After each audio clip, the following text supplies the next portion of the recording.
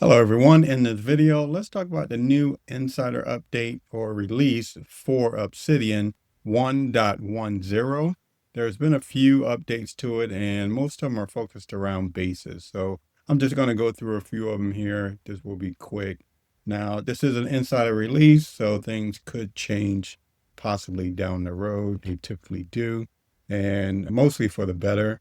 But let me go ahead and walk through some of the things that they've changed now. If you want to get the release notes, let me open that up. We can see what the release notes are here, and here's all the new stuff. We have a group by now, which is pretty awesome here. I've been waiting for group by for a long time. And we also have table summaries. I'll show what that looks like. A new list view. They have a basis API, which I'm not going to really get into.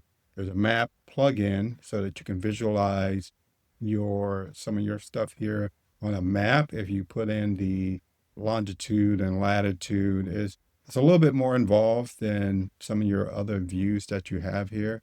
It's not too hard to get installed, but the way you leverage it is not as simple as the other views that you have baked into the core plugin.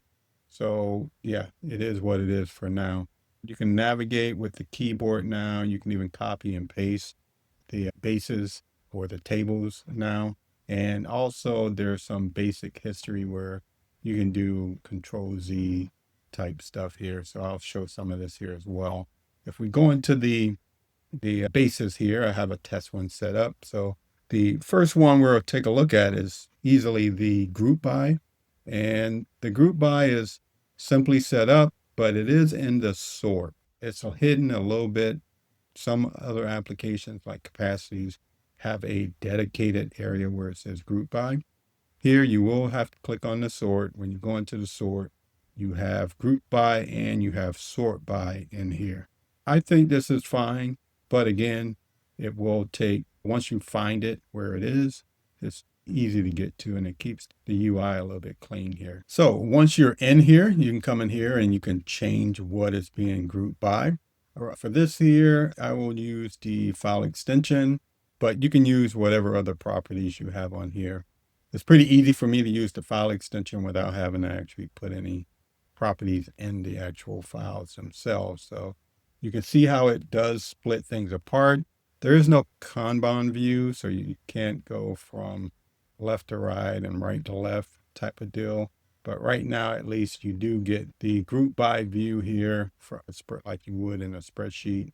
And it looks like group by. It works pretty well. You also have the ability to sort these here, and you can also sort by other stuff here. So if I was to, let me see, you can only do by the actual name here.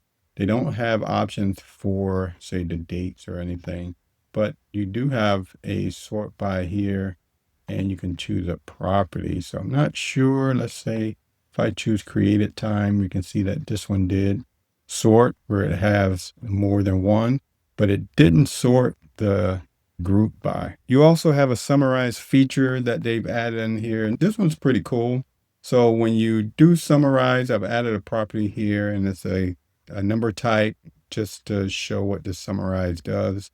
You can right click on the property and then you'll get the summarize option here. You can also see here in this menu, you get the group by option as well.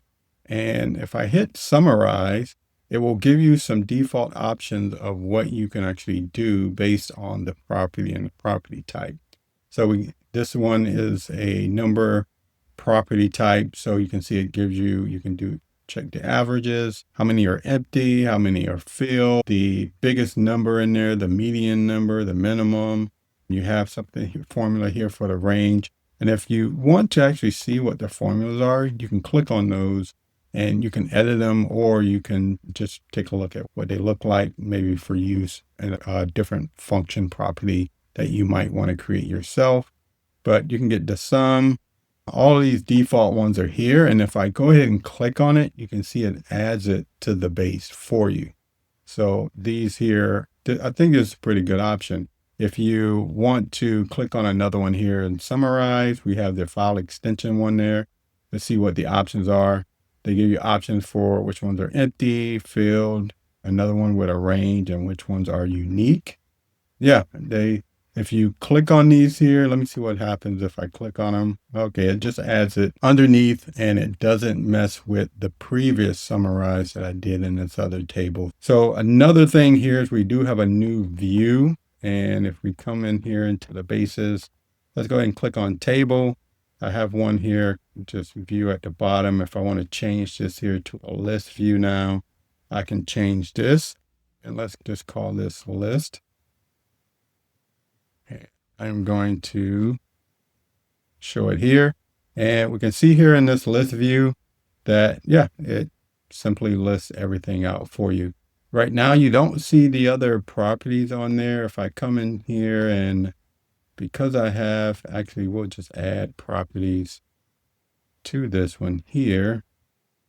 And let's come in here. We'll click on them, create it, and maybe folder not to. There we go. And we'll just put that there. But you can come in and you can easily add the other properties that you want, and those will also show up in this list view. And you can see that they're comma separated here. Another thing with the list view is that you get a couple other options here too. So if we go to the properties, you have the list layout, but under the markers, you can do bullet point like I just showed. If I change this to number, you can see that this changed to a number list. And I can also come in here and I can just do none. So then it just looks plain like this. So you have options on how it's viewed here in the basis view. Now, if we come back to this table, another thing you can do is undo and redo things here. So if I come in here and I put in a 7 into the cell here and I don't want it, I can actually come in there and I can undo this. If I make this one here a 18, I can undo that one as well. If I want to redo, I can redo. If I want to, let me see how far can I redo. Seems like I can only redo in one step. So it's not filling this one in back to what I wanted it to. So I'll go here, make a change there. And if I undo again, okay, so looks like it's going back a certain distance, but yeah, I have to probably do some more testing and figure out just how far back it can go when you're doing an undo. But it seems to be like if I change this to a 3, I put this one here, 3, click out. If I go back, it did actually get both of those. I think mileage may vary. I'm not exactly sure on how far back it will go when you do your undo. Another thing you can do is you can copy and paste. So if I copy this here, actually, let's see if we copy all of these rows. Let's click into one of these files. Let's paste it and we can see it copied, and I was able to paste that table in. So that worked as it should. If I go back, let's go into the list view and there's a nested properties. So if you want to view the information a little bit different than we did before, we can show it there. And we have right now, it's hard to see from there. Let's do file size maybe. So file size. So we can see that they're now nested underneath where before they were all basically on one line. Yeah. If you want to change your view, you can do that now. You can even change the separator here. So if I want to do this as a separator, and let's change it from nested, we have that there. So that way, if you want to copy this and paste it somewhere and keep that particular separator, you can.